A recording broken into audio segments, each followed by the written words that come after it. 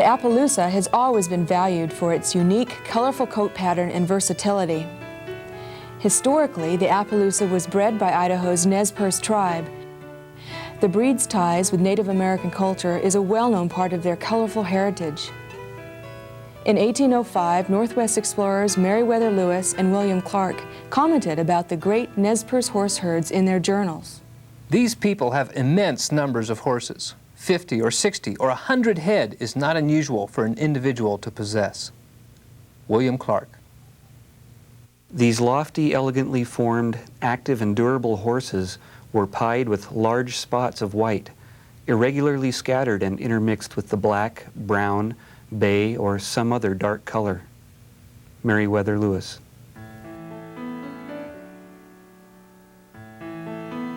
Although the Appaloosa was developed and refined in the Palouse region of northwestern America, evidence of its origins date back to Asian and European antiquity. George Hatley, co-founder of the Appaloosa Horse Club, has had a lifelong passion with this intriguing breed and its history. George explains in the many tours he conducts through the museum about the spotted horse seen throughout art history. They attest to the Appaloosa's importance in different times and places. Well, the very first examples in art are in Chinese art, and they date from 250 to 1300. Although the exact origin of the breed may be obscure, it is a fact that the Spanish brought the first horses to the Americas.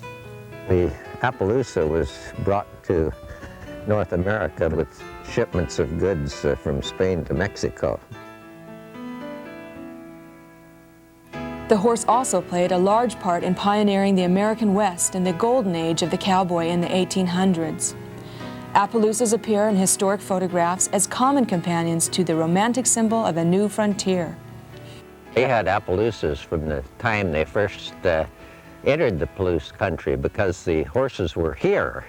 In fact, it was because of the settlers and cowboys that the Appaloosa acquired its name, because they referred to the spotted horses that they found here as being a Palouse horse. And that was slurred together to be Appaloose, Appaloosie, and eventually Appaloosa.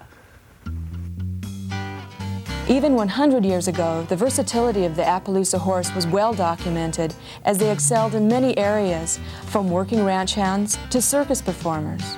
They were used because of the Appaloosa's unusual coat patterns. They were spectacular and eye-catching, and certainly the circuses benefited from anything that was unusual and spectacular. But the Appaloosa fell on hard times. In the late 19th century, the U.S. government drastically reduced the Nez Perce horse stock as a result of the 1877 war. Without the Nez Perce to manage the Appaloosa, the breed became less pure. They almost disappeared.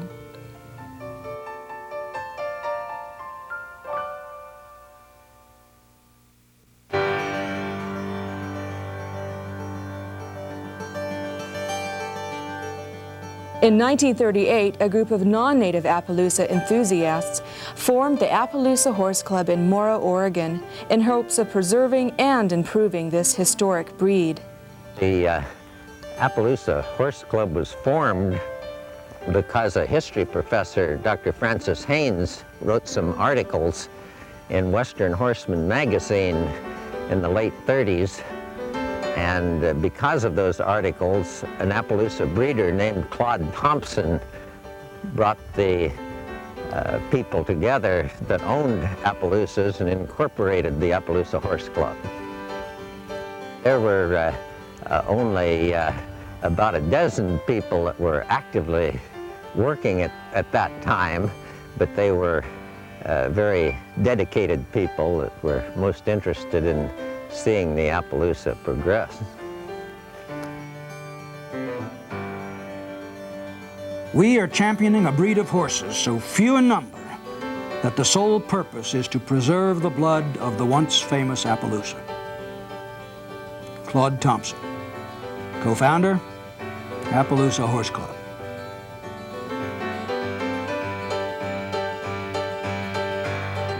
In 1946, the club was moved to Moscow, Idaho, a little north of the Nez Perce country in the heart of the Palouse region. The records and all the club's physical assets were transported in a single shoebox. 2 years later, the first National Appaloosa Horse Show was held in Lewiston, Idaho. The very first national show was a gathering of 65 Appaloosa horses and their owners from about 5 states in Canada, and then it attracted spectators from as far as 1,500 miles away. Many of the people and horses had never participated in a horse show before, so by present-day standards, it would have looked a little unprofessional. The Appaloosa Horse Club grew in a few short decades from its humble beginnings to a good-sized organization with the help of many talented and committed horse people. But the members never lost sight of the colorful heritage so much a part of the Appaloosa's appeal. In 1962, when the Appaloosa Horse Club opened new headquarters in downtown Moscow, Native American artifacts were hung in the lobby to illustrate part of the Appaloosa story. 12 years later, outgrowing the downtown facility, the club built its current quarters just outside Moscow city limits. The architect was instructed to include space for a proper museum, where the history of the Appaloosa could be told in full. Artifacts, paintings, and photographs could be exhibited to recall the lives of those who helped develop this Palouse breed. Currently, a museum expansion is being planned twice the size of the present facility. For the history of the Appaloosa Horse Club has long since outgrown a shoebox. The new museum will let the story of the Appaloosa be told in detail. The Appaloosa legacy, the achievements and the milestones of the breed so beloved will be able to be shared with everyone.